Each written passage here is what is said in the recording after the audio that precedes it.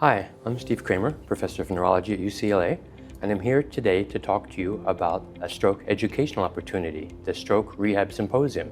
It's sponsored by LASERNet, the Los Angeles Stroke Rehab Network, which is a new structure coming out of UCLA to support education in the community here for clinicians caring for patients in stroke rehab.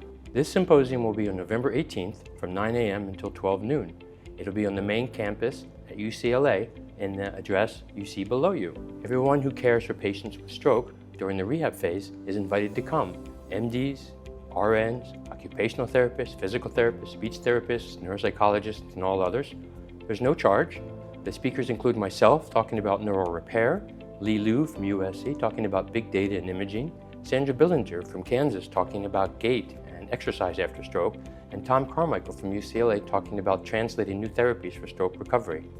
To RSVP, send an email to the address below, kramerlab@mednet.ucla.edu. Hope to see you.